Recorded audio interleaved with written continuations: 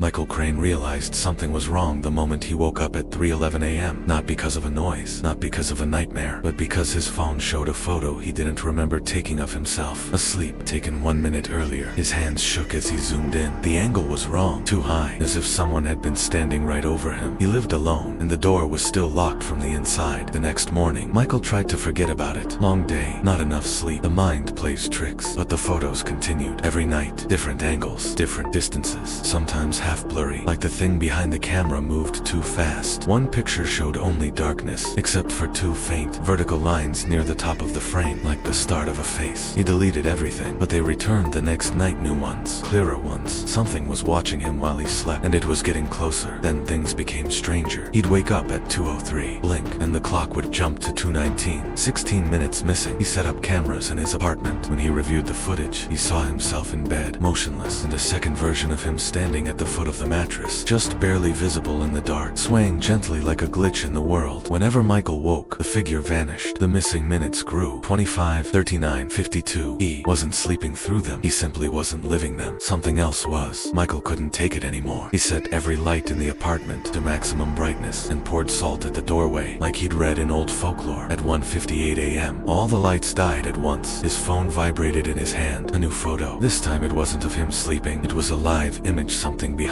him, rising out of the darkness. Its shape too similar to his own, but stretched, thinned, and shaking like a corrupted video frame. A voice slid through the room, thin and tired. "You're wasting the hours you were given." The shadow version of him stepped forward, skin sliding in ways skin shouldn't. Its fingers lengthened. The room faded to black. Michael ran for the door. Something cold grabbed his ankle. The ground tilted. Time collapsed into a stuttering blur, seconds, skipping, rewinding, repeating, like his life was being chewed apart. In the morning, Michael's landlord opened the apartment to check a complaint. Dust covered the furniture, layers of it, as if no one had lived there for months, but the calendar on the wall still showed yesterday's date. In the center of the room lay a dark smear on the floorboards, shaped almost like a man reaching toward the door. Not quite burned, not quite a stain, more like time itself had worn a hole through the shape of him. The police couldn't explain it. The cameras were blank, every digital file white. Only one thing remained untouched: Michael's phone on the nightstand, screen glowing with a single unsent message. "It took my hours. Now it's looking for yours."